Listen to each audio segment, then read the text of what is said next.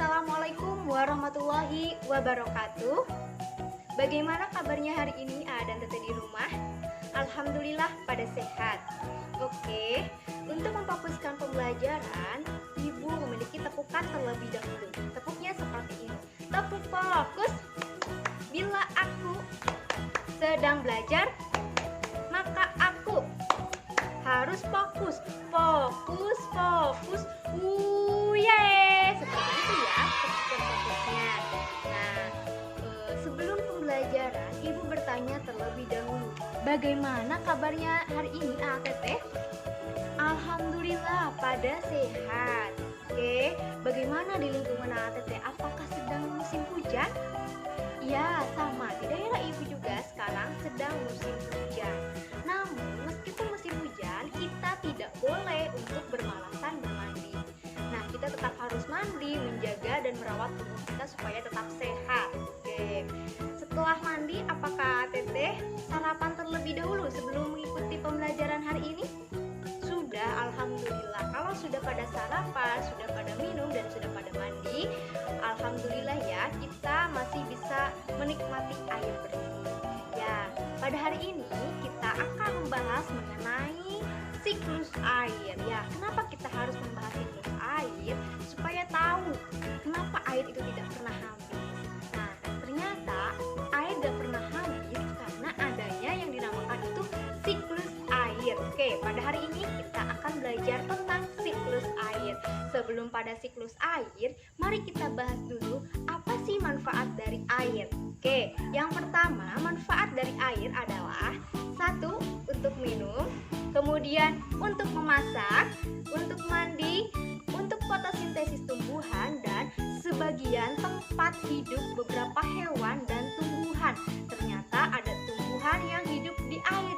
Coba, apa sih tumbuhan yang hidup di air? Ya, betul, teratai hidup di air. Kemudian hewan juga ada yang hidup di air. Jadi itulah manfaat dari air ya. Nah, air ini tidak pernah habis ya, meskipun kita gunakan berhari-hari, beratus-ratus tahun, berpuluh-puluh tahun ya, kita gunakan, itu air tidak pernah habis karena ada yang namanya siklus air. Siklus air adalah perputaran secara terus-menerus, perputaran air ya, perputaran air secara terus-menerus yang dari permukaan bumi itu naik ke atmosfer, kemudian kembali lagi ke permukaan bumi. Itulah yang dinamakan dengan siklus air. Coba, apa sih tahapan dari siklus air? Ada apa saja? Mari kita bahas pada pertemuan kali ini. Perhatikan skema berikut. Air di laut, sungai, dan danau menguap akibat dari sinar matahari. Proses penguapan ini disebut evaporasi. Tumbuhan juga mengeluarkan uap air ke udara. Proses ini disebut dengan transpirasi. Air dari permukaan bumi naik dan berkumpul di udara dan kemudian menjadi awan. Proses ini disebut kondensasi. Ketika suhu udara turun, awan tidak sanggup lagi menahan uap air, sehingga terjadilah hujan. Proses ini disebut presipitasi. Dan air mengalir ke permukaan bumi, lalu kembali lagi ke proses awal, dan begitulah seterusnya. Oke, setelah kita mengetahui tentang tahapan dari siklus air, untuk memudahkan AA dan Teteh menghafal dari proses siklus air, Ibu memiliki laguan seperti ini. Penguapan itu evaporasi, menjadi awan itu kondensasi, air jatuh ke bumi itu presipitasi, air menyerap itu infiltrasi. Lagunya seperti itu ya, nanti Teteh bisa dihafalkan di rumahnya masing-masing. Oke, untuk selanjutnya Ibu akan membantu Teteh memahami materi siklus air dengan percobaan. Wow, percobaan. Nah, kita cuma membutuhkan piring dan gelas dan yang berisi air panas. Nah, untuk mengamatinya kita cukup tutup gelas ini menggunakan piring. Nanti kita bisa mengamati apakah yang terjadi pada permukaan gelas ini kita bisa melihat apa yang terjadi.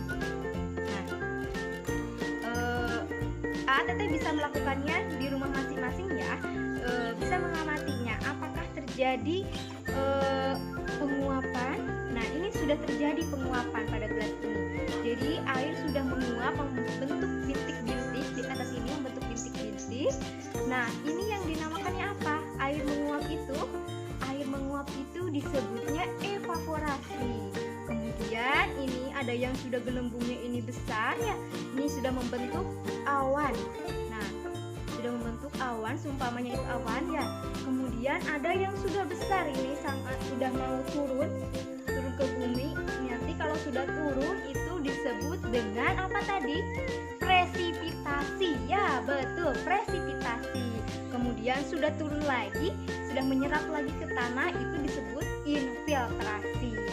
Oke, kalau sudah pada paham terkait dengan siklus air, coba kegiatan manusia yang dapat mempengaruhi siklus air.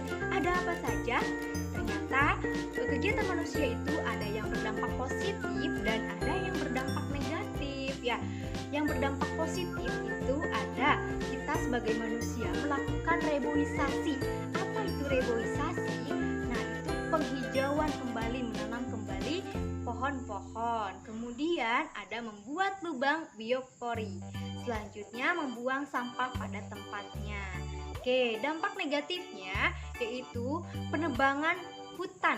Nah, penebangan hutan bisa mempengaruhi proses terjadinya siklus air. Kemudian kita membuang sampah, membuang limbah pada sungai, pada air lainnya gitu. Itu akan mempengaruhi siklus air juga. Nanti air yang dihasilkan tidak sehat lagi ya untuk kita. Kemudian ada pencemaran udara dan ada pembangunan gedung atau beton ya, pada tanahnya sudah dibeton semua, itu akan mempengaruhi proses terjadinya siklus air, akan terhambat ketika permukaan bumi sudah dibeton. Nah, itu akan menghambat siklus air. Oke, untuk pertemuan kali ini Ibu cukupkan sekian. Apabila ada yang ditanyakan, boleh nanti tanyakan di komentar di bawah ini. Terima kasih. Wassalamualaikum warahmatullahi wabarakatuh.